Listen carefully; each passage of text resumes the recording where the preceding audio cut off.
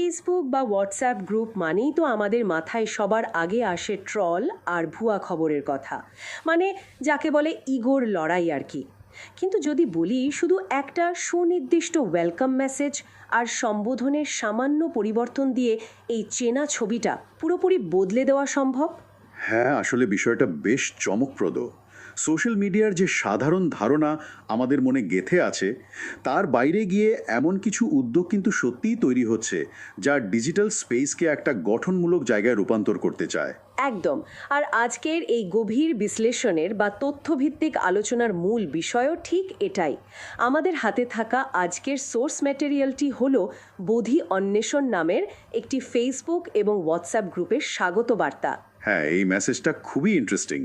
তো আজকের মিশন হলো আধুনিক ডিজিটাল প্ল্যাটফর্ম ব্যবহার করে মানুষ কিভাবে কুসংস্কার সরিয়ে একটা প্রগতিশীল আর যুক্তিবাদী সমাজ গড়ার চেষ্টা করছে তার একদম গভীরে প্রবেশ করা। এই বোধি অন্বেষণ গ্রুপের মূল স্লোগানটা খেয়াল করলে কিন্তু তাদের উদ্দেশ্যটা খুব পরিষ্কার হয়ে যায়। তারা বলছে যে কুসংস্কারের ছায়া সরিয়ে জ্ঞান ও প্রজ্ঞার পথে ফেরার ডাক। মানে এরা মূলত বুদ্ধের শিক্ষাকে চর্চা করতে চায়, তবে প্রচলিত কোনো অলৌকিকতার মোড়কে নয়। ও আচ্ছা, মানে বুদ্ধের দর্শন থেকে অতি প্রাকৃত বিষয়গুলো বাদ দিয়ে পুরোটাই বাস্তব আর যুক্তির ওপর দাঁড় করাতে চাইছে। ঠিক তাই। পাশাপাশি অন্যান্য দর্শনকেও তারা বেশ উন্মুক্ত মনে গ্রহণ করার কথা বলছে। তারা অন্ধবিশ্বাসের বদলে লজিক বা যুক্তি খুঁজছে।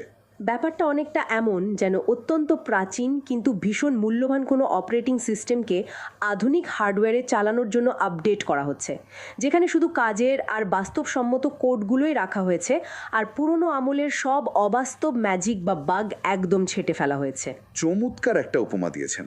মানে যখন কোনো ওএস আপডেট করা হয়, তখন তো সেটাকে নানা পরিস্থিতিতে টেস্ট করতে হয়। এখানেও প্রাচীন দর্শনগুলোকে আধুনিক যুগের কোষ্ঠী পাথরে যাচাই করা হচ্ছে। তাদের লক্ষ্য হলো এমন একটা মুক্ত প্ল্যাটফর্ম গড়ে তোলা, যেখানে আধুনিক মানুষেরা নিজেদের অভিজ্ঞতা ভাগাভাগি করবেন। মানে ওই সকলের তরে সকলে আমরা নীতিতে আর কি। যারা জ্ঞানী তারা অন্যদের পথ দেখাবেন। কিন্তু আমার একটা প্রশ্ন আছে এখানে। হ্যাঁ, বলুন। ফেসবুক বা হোয়াটসঅ্যাপের মতো প্ল্যাটফর্মে যেখানে সামান্য মতবিরোধেই চরম কোলাহল আর বিষাক্ত তর্ক শুরু হয়ে যায়, সেখানে এমন একটা আদর্শ এবং মুক্ত পরিবেশ বজায় রাখা কি আসলেই বাস্তবসম্মত? মানুষ তো তাদের সাধারণ স্বভাব নিয়েই এসব গ্রুপে যুক্ত হয়, তাই না?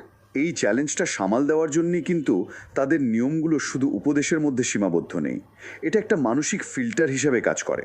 মানে বুঝতেই তো পারছেন, ডিজিটাল মাধ্যমে যখন মানুষের সামনে কোনো বাস্তব সামাজিক বাধা থাকে না, তখন তারা সহজেই আগ্রাসী হয়ে ওঠে। হ্যাঁ, স্ক্রিনের পেছনে থাকলে মানুষ অনেক বেশি বেপরোয়া হয়ে যায়। একদম। তাই এই গ্রুপটি তাদের নিয়মের মাধ্যমে শুরুতেই একটা মনস্তাত্ত্বিক প্রত্যাশা বা সাইকোলজিক্যাল এক্সপেকটেশন তৈরি করে দেয়। তারা পরিষ্কারভাবে জানিয়ে দেয় যে এই জায়গাটি কেবল সত্য অনুসন্ধিৎসুদের জন্য। এই ধরনের সুনির্দিষ্ট কাঠামো একটা শক্তিশালী ফিল্টার হিসেবে কাজ করে, যা বিষাক্ত আচরণকে শুরুতেই আটকে দেয়। রাইট, বুঝতে পেরেছি। মানে প্রতিদিন যে মানুষগুলো ডজন খানেক বিশৃঙ্খল হোয়াটসঅ্যাপ গ্রুপ চেক করে ক্লান্ত, তাদের জন্য এই ধরনের কাঠামোগত পরিবর্তন মানসিক শান্তিতে বড় প্রভাব ফেলতে পারে।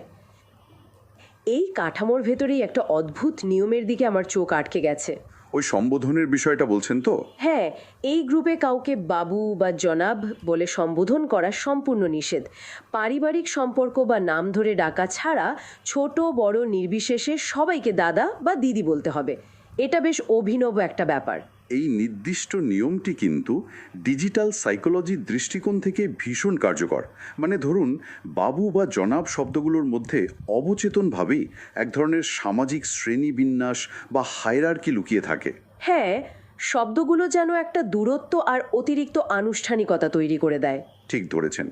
কিন্তু যখনই সবাইকে দাদা বা দিদি বলার নিয়ম করে দেওয়া হচ্ছে, তখনই ভার্চুয়াল জগতেও মুহূর্তের মধ্যে একটা পারিবারিক সমতা তৈরি হয়ে যায়। অর্থাৎ কেউ কারোর চেয়ে বড় বা ছোট নয়, সবাই সমান। ঠিক তাই।